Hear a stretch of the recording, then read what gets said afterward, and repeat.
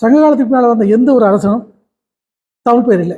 இந்தி எப்படி வந்து இந்துஸ்தானியும் சமஸ்கிருதம் கலந்து புதுசாக இந்திய மொழி உண்டாச்சோ அதுபோல் பழைய ஒரு மொழி உண்டாச்சு. அதான் அசோகருடைய மொழி. தொடக்க காலத்தில் 2 பேருக்கு கல்வெட்டுக்கல்லையும் எழுத்துக்கள்லையும் இந்த வடமொழி கலந்துச்சு. இந்த வடமொழி எழுதுவதற்காக அந்த தமிழ்நாட்டு எழுத்து போல எழுத்து உருவாக்கிட்டாங்க. அது கிரந்தம் பேர். வடமொழி வந்து 2 போதும். தொல்காப்பிய காலத்தில் பிராகிருதம், மற்ற இடத்துல பின்னால் வந்து பார்த்தீங்கன்னா சமஸ்கிருதம்.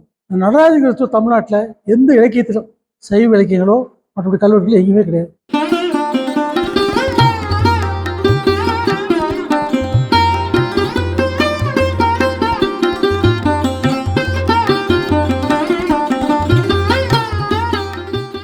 மண்மரபு நேயர்களுக்கு வணக்கம்.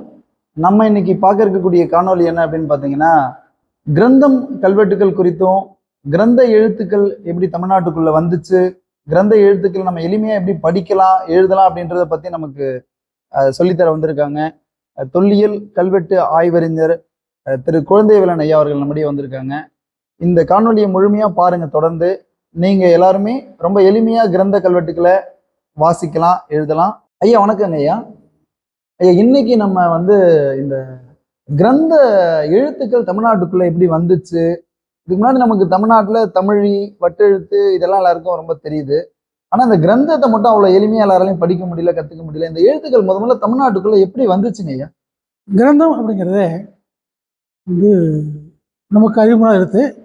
கிரந்தம் முதல்ல வந்து கிரந்தம் சொன்னால் தமிழ்நாட்டில் வடமொழி எழுதுவதற்காக பயன்பட்ட எழுத்து கிரந்தம்.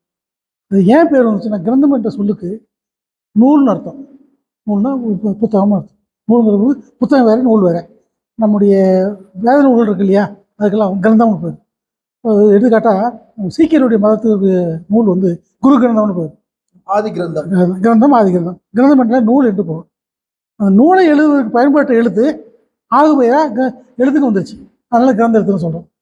இந்த எழுத்து தமிழ்நாட்டில் மட்டும், தமிழ்நாடு சொன்னால் இன்னைக்கு கேரளா அது சேர்ந்து தமிழ்நாட்டில் மட்டும்தான் பயன்படுது, வேறு பயன்படல. இதுதான் கிரந்தம். இது வருவதற்கு அடிப்படை காரணம், முதல்ல இந்தியாவில் படிக்கக்கூடிய எழுத்தாக வந்தது தமிழ் எழுத்து தான். நமக்கு தெரியும். இது வரைக்கும் கிடைச்சிது. இது வரைக்கும் கிடைச்சி சான்றுப்படி கிமு 6ஆம் நூற்றாண்டில் இருந்து கிடைச்சிது. அதுக்கு பின்னால் தான் கிமு 3ஆம் நூற்றாண்டு அசோகம் வர்றான். அது வரைக்கும் அந்த மொழிக்கு எழுதில்லை. அசோகனுடைய எழுத்து மொழி வந்து பார்த்தீங்கன்னா பிராகிருதம். பிராகிருதம் என்பது வடக்கே இருந்து வந்த மக்களும் சின்ன வழியை வாழ்ந்த மக்களும் 2 பேர் கலந்து உருவான ஒரு புது மொழி. இன்றைக்கி எப்படி ஹிந்தி எப்படி வந்து இந்துஸ்தானியும் சமஸ்கிருதம் கலந்து புதுசாக இந்திய மொழி உண்டாச்சோ அதுபோல் பழைய ஒரு மொழி உண்டாச்சு. அதுதான் அசோகனுடைய மொழி. அது இடத்த இடம் மாறுபடும். அவன் அர்த்தமாகி மாதி பொதுவாக வந்து பிராகிருதம் பேர். அதுக்கு எழுத்து இல்லை. அதுக்கு பின்னால் அந்த எழுத்து வளர்ந்த பின்னால் இந்தியா முழுவதும் தமிழ்நாட்டை தவிர அந்த எழுத்து பயன்படுது. ஆனால் அதே சமயங்களில் அசோகர் காலத்துக்கு முன்னால் எழுத்து இல்லைங்கிறதுக்கு சான்றுகள் வந்து நம்முடைய மலை குறையே இல்லை. முனிவர் தங்கியிருந்தாங்கன்னு சொல்கிறோம். அங்கே வந்து எழுத்து பயன்படலை. அவங்க எழுத்துக்கு வடமொழியாக இருந்தாலும் இந்த பிராகிருதமாக இருந்தாலும் அங்கே இந்த எழுத்துக்கு பயன்படவில்லை. பின்னால் வந்து ஒரு காலத்தில் கிபி 1ஆம் நூற்றாண்டு வாக்கில் பிராகிருதத்தில் இருந்து மாறி சமஸ்கிருதம் மாற்றப்படுகிறது. மாற்றப்பட்ட பின்னால் இப்போ கிட்டத்தட்ட எல்லா தமிழ்நாடு தவிர எல்லா இடத்துலையும் அது வந்து ஆதிச்சு எழுது. அப்போ அந்த எழுத்து பயன்படுத்துகிறாங்க. அந்த எழுத்து இடத்துக்கு இடம், அதாவது அசோகனால் உட்படுத்தி கொண்ட தமிழ் எழுத்துக்களில் இருந்து அசோக காலத்தில் உருவாக்கப்பட்ட பிராமி எழுத்து இந்தியா முழுசும் இருக்கக்கூடிய மொழிக்கு மொழி இடத்துக்கு இடம் வந்து வடிவில் வேறுபடுது. எழுத்து ஒரே மாதிரி இருக்கும், வடி வேறுபட்டே வருது. இது வந்து எல்லாத்துக்கும் பொதுவாக இருந்தது. நான் தமிழ்நாட்டில் வருகின்ற கூட அது இல்லை. தமிழ்நாட்டில் சங்க காலத்துக்கு பின்னால், அதாவது சங்க காலத்துலேயே வந்து வடக்கிருந்து இந்த வடமொழியாளர்கள் பிராமணர்கள் வந்திருக்காங்க. அது வந்தது சான்றுகள்லாம் இருக்குது. ஆனால் இடைக்காலத்தில் சங்க காலத்து முடிஞ்சு மீண்டும் கிட்டத்தட்ட கிபி 5-6ஆம் நூற்றாண்டு வரைக்கும் எந்த ஆட்சி நடந்தது என்பது அந்த சான்று இல்லை. என்ன நடந்தது என்பது சான்று நமக்கு கிடைக்கல. ஆனால் அந்த காலகட்டத்தில் வடமொழி வளர்ச்சி எடுத்துருக்கு. ஏனென்றால் தமிழ்நாட்டு வந்தவர்களுக்கு வடமொழிக்கு நிறைய சலுகை கொடுத்துருக்காங்க. வடக்கே வந்து பல்லவர்கள் வந்து முதல்ல வந்து தொடக்க காலத்தை பார்த்தீங்கன்னு சொன்னால் ஆந்திராவில் பிராகிருத மொழி பயன்படுத்துவாங்க. அப்புறம் தமிழ்நாட்டு வருகின்ற போது சமஸ்கிருதம் பயன்படுத்துவாங்க. பாடியில் எதுவுமே கிடையாது. பல்லவர்கள் கிபி 6ஆம் நூற்றாண்டில் எழுச்சி படுறாங்க. அதே காலகட்டத்தில் பல்லவர்கள் பாண்டியில் எழுச்சி படுறாங்க.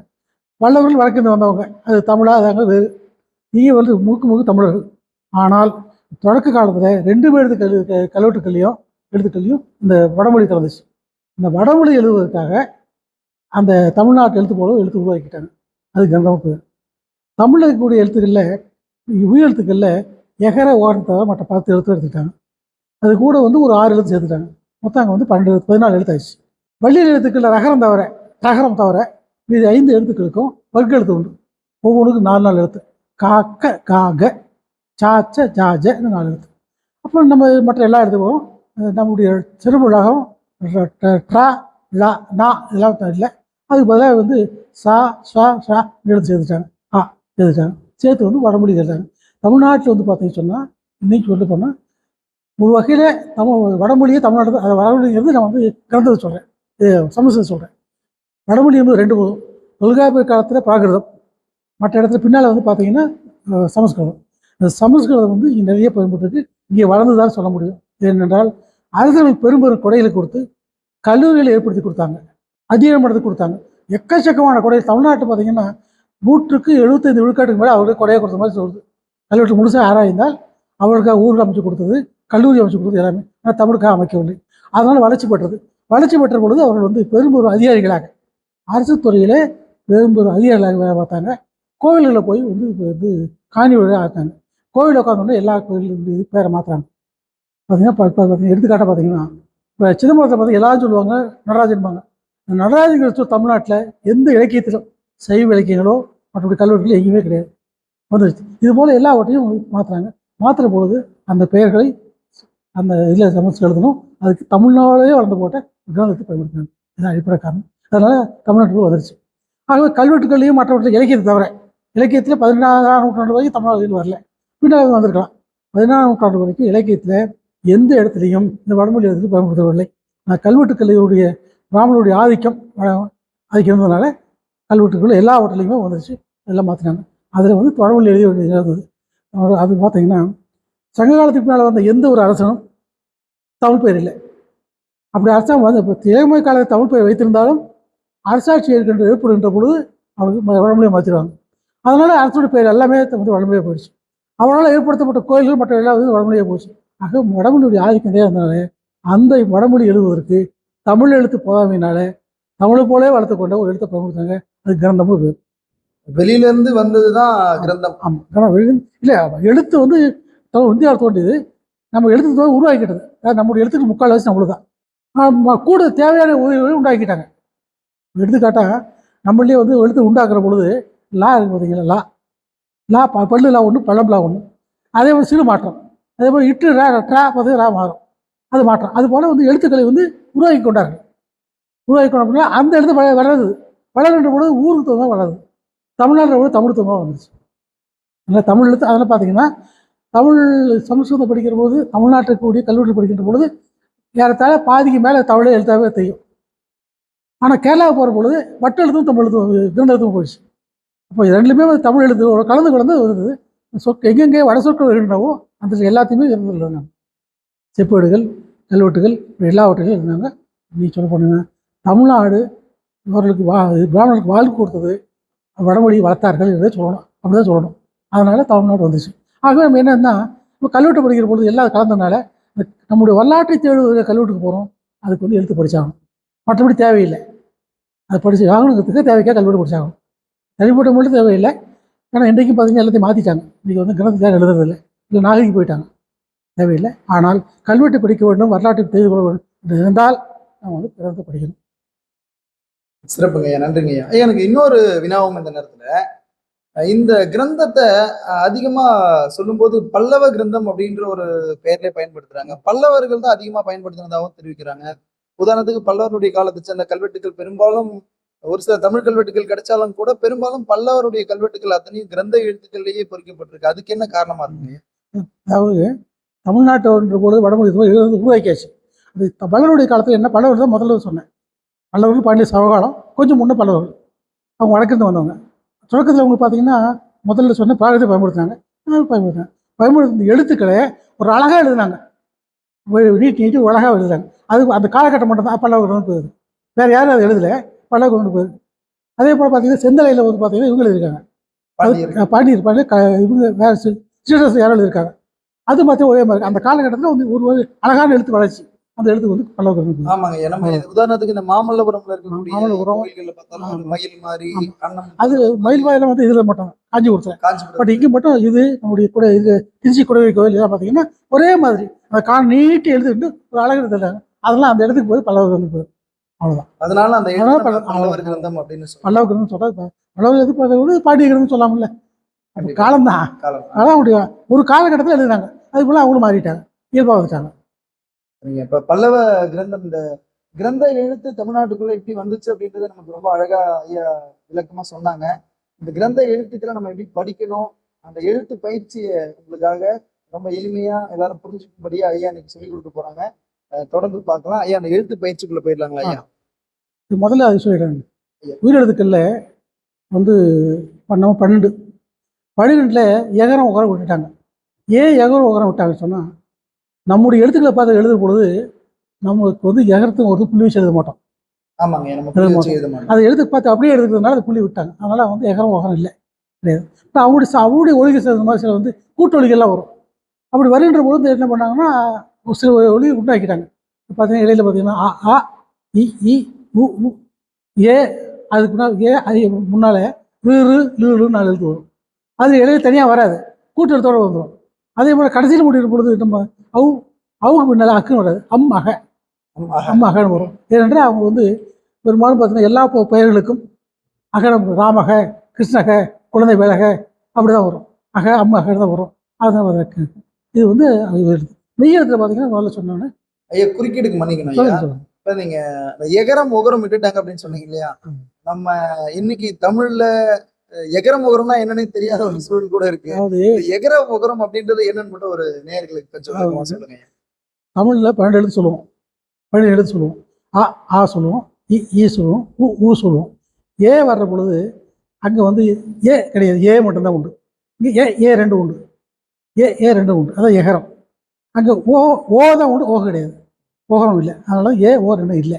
எகரம் உகரம் என்பது ஏவையும் ஓவையும் குறிக்கிற. ஆமாம், ஏ ஓ 2 தான். ஏ ஓ இல்லை, ஏ 2 அங்கே இல்லை. ஏன் இல்லைன்னா தமிழ்நாட்டில் முதல்ல தொடக்கத்தில் எழுதுற பொழுது எகர உகரத்துக்கு வேறுபாடு இல்லை. புள்ளி வச்சா எகரம், புள்ளி வைக்கல ஏகாரம். தமிழ் அதான் பழைய தமிழ் எழுது. அதுதான் இலக்கணம் சொல்லியிருக்கேன். தொல்காப்பியத்தில் இலக்கணம் உண்டு. வெய்யெழுத்துக்கெல்லாம் புள்ளி வரும். காரணம் இக்கு இங்கு ஈச்சி வரும், புள்ளி வரும். அதே போல எகரம் உகரம் புள்ளி வரும்னு சொன்னார். மெய்யின் இயற்கை புள்ளியோடு நிலையல் அப்படின்னு சொல்லிட்டு கூடவே எகர உகரத்து இயற்கையும் அற்றே அப்படின்னு சொல்றார். அதனால பார்த்து தமிழ்நாட்டில் எங்கே பார்த்தாலும் நீங்கள் சோழன் தான் எழுதியிருக்கும். புள்ளி வைக்கணும். இந்த புள்ளி இல்லாதனால நம்ம அப்படிதான் படித்தோம். ஏன்னா புள்ளி வைக்காத காரணம்னு சொன்னால் ஓலைச்சுவடி எழுதுகின்ற பொழுது ஏற்படுகின்ற சிக்கலுக்காக புள்ளி தவிர்த்தாரு. ஆனால் செப்பேடுகள் உண்டு, பல கல்வெட்டுகள் உண்டு. ஏன்னா எல்லா கல்வெட்டும் இல்லை. ஏன் இல்லைன்னு சொன்னால் அந்த பாறையில் புள்ளலாம் புள்ளியாக தெரியாது, ஆக தவிர்த்து எழுதுனாங்க. அதனால் புள்ளி இல்லைன்னு பொருள் இல்லை.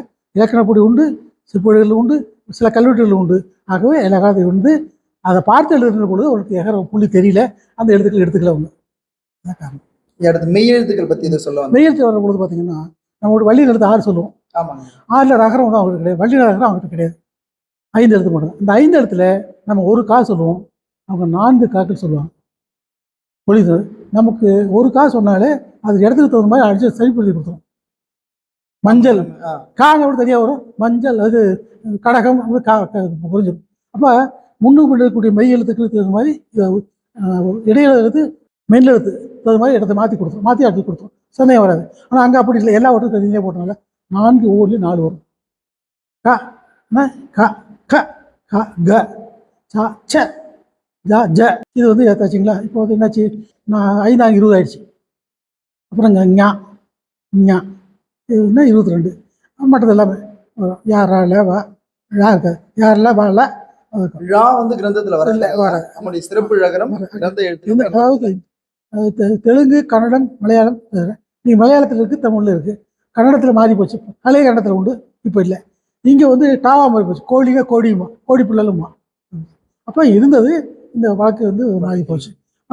மற்றபடி எழுதுல அவங்க தேவையில்லாத எடுத்துக்கல, எது வேணுமோ எடுத்துக்கிட்டாங்க, மட்டும் விட்டாங்க. வேணும் கூடுதலாக வந்து சா பார்த்தீங்களா, 3 சா வரும். இப்போ எழுதி கேட்டால் தான் புரியும். சா ச ஷ ஹா இதனால புது எழுத்து அவங்க எழுத்து இதெல்லாம் சேர்த்து வந்து புதுசு உண்டாக்கிட்டாங்க. அதனால் மொத்தம் வந்து நம்ம எழுத்துக்களோட ரொம்ப அதிகம். அங்கே புள்ளி எழுத்துக்கள் இல்லவே இல்லை. அது காரணம் சொல்கிறோம். முதல்ல நம்ம எழுத்துக்களை மட்டும் தெரிஞ்சுப்போம், அப்புறம் நம்ம பார்ப்போம். சரிங்க. முதல்ல அந்த எழுத்து பயிற்சி தொடங்கும் முதல்ல அந்த கிரந்த உயிர் எழுத்துக்களை தொடங்குவோம். இது சுருக்கமாக சொன்னேன். இப்போ விரிவானதான் இப்படி ஆராய்ச்சி பண்ண சொன்னால் எப்படியோ ஒரு காலகட்டத்தில் இப்படியே வளர்ந்ததுன்னு சொன்னால் இது சுருக்கமாக எப்படி வந்தது என்பதுக்காக வந்தது. இதுக்கு வந்து தேவை ஏற்பட்டதுக்கு காரணம் சொன்னேன். வந்ததுக்கு காரணம் அந்த எழுதி கொண்டு வந்தாங்க. இங்கே வடமொழியை வளர்த்ததுனால வடமொழிக்காரர்கள் தமிழுக்குள்ள உள்ளுக்குள்ளே கொண்டு வந்து கல்வெட்டுகளையும் மற்றவற்றையும் அந்த சொன்னதுனால அது எழுத வேண்டிய தேவை ஏற்பட்டது. எழுதுனாங்க. எழுதுற பொழுது எழுத்துக்கு உண்டாச்சு. அது எழுத்து தமிழ் மாதிரியே இருக்கும். கிட்டத்தட்ட ஏறத்தாழ தமிழ் மாதிரியே இருக்கும். நன்றிங்க, நன்றிங்க. நம்ம இப்ப இந்த எழுத்து எப்படி உள்ள வந்துச்சு அப்படின்றத ரொம்ப விளக்கமா ஐயா சொன்னாங்க. இனி நம்ம இந்த எழுத்துக்களை எழுத்து பயிற்சியா ஒவ்வொரு எழுத்தையும் உங்களுக்கு எழுதி நீங்க அதோட தொடர்ந்து கூடவே எழுதி பயிற்சி எடுத்தீங்க அப்படின்னா நீங்களும் எளிமையா கிரந்த எழுத்துக்களை படிக்க முடியும், வாசிக்க முடியும். வாங்க எழுத்து பயிற்சிக்குள்ள போலாம். நன்றிங்க ஐயா. இப்படி போட்டா ஆ. நம்ம ஆ போடுற போல ஆ போட்டு நம்ம என்ன பண்ணுவோம்? ஆ இப்படி போடுவோம். அதே போல ஆ நம்முடைய ஈ போடுவோம். அவங்க என்ன பண்ணாங்கன்னா ஈ. நம்முடைய அடுத்து வந்து ஈ இருக்கு இல்லைங்களா? ஈ எழுதும் நம்ம. அதே ஈ தான் அவர்களுக்காக எழுதுறதுக்கு என்ன நம்ம போய் எழுதக்கூடாது அப்படின்னு எண்ணம். என்ன செய்யாங்கன்னா இந்த ஒத்த கோடெல்லாம் ரெட்டக்கூட ஆகிடும். ஈ இங்கே நமக்கு வந்து ஒத்த கோடை போடுவோம். இந்த பக்கத்தில் பார்த்தா பின்னால் எல்லா எழுத்துக்களுக்குமே வலப்பக்கம் ஒத்த கோடு வரது எல்லாத்தையும் ரெட்டக்கூட மாற்றிடுவாங்க. ஈ